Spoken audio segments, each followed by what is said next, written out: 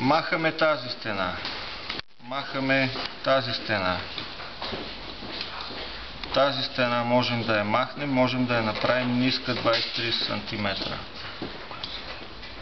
Ще виждаме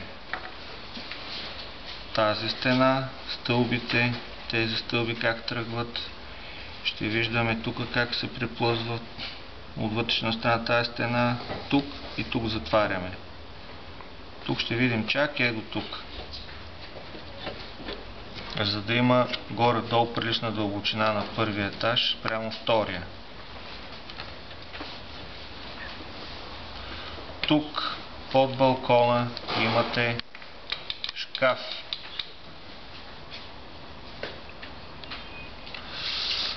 Някой ще отвори ли шкафа, той, извинявай, тук горе над чекмеджетата вътре, да ви извади книжката с снимките.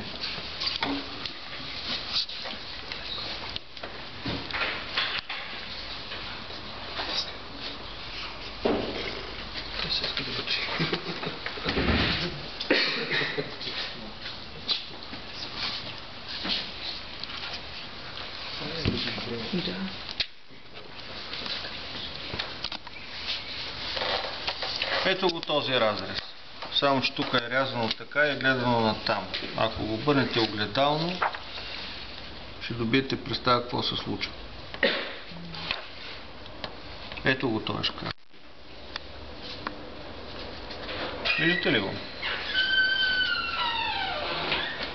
Значи е тук, някъде ще имаш този шкаф.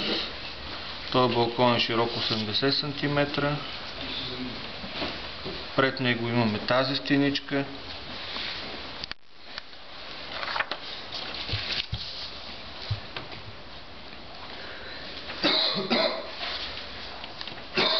Тук ще видим на вторият етаж в перспектива прозореца, вратата, тая чупка, тези прозорци. Мебели не правете. Тези съндъци тук не ги правете. Това, което ще видите в пространство, ще бъде тази тоалетна, тази врата тук е затворена, за да скрие тази част от банята. Ще видите това коридорче с плъзгащата врата затворена. Директно отсреща ще видите ето такава картинка.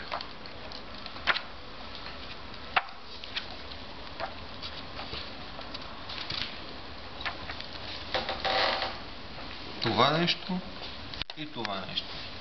Пред комина ще имате тази дограма. Естествено тия штори ще ги направя дръпнати, за да видим прозорците как са. Мебели не. Искам само пространство да видим.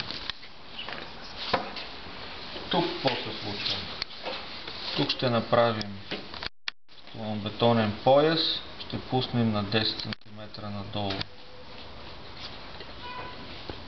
бетонна плоча и 5 см над нея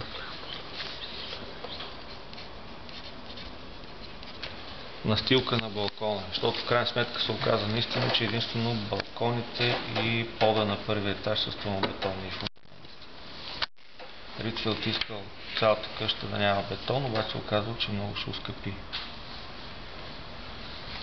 строежа по този начин. Отдолу на покрива също така ще видите пред това нещо е този отвор. Над него пък ще видите как излиза стъклената кутия, която го покрива.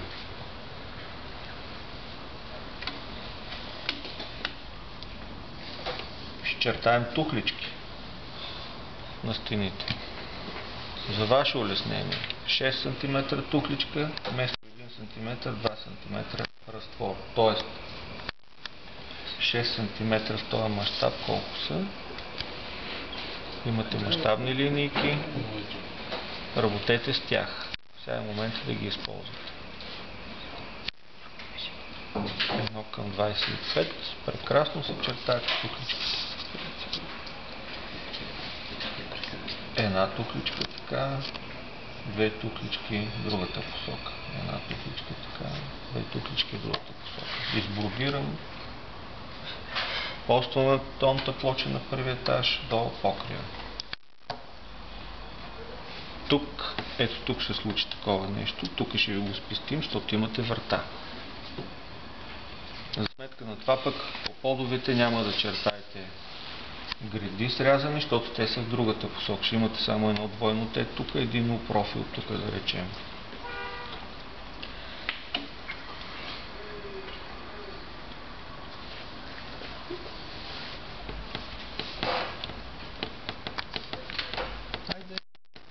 Ето ти е главната точка. Ето точка H. Ето ти е радиуса от тук до тая точка. Един път и половина. D1 върху 2, D2 върху 2. Свързвате тия ръбове и чертайте дълбочини. Това е в 1 към 25. Казахме 9 метра от тук до тук. 9 метра с 18 см. Това е мащаб. 18 см тук, половинката от тук директно мериш и нанасиш. В този случай трябва да е 36, ама дистанционната трябва да е на цялото разстояние. Затова и казах това в 1 към 50 и това в 1 към 25, да можете от тук да мерите директно дълбочини и да ги нанасите тук, без да ги промените. И работим с половината дистанция за това.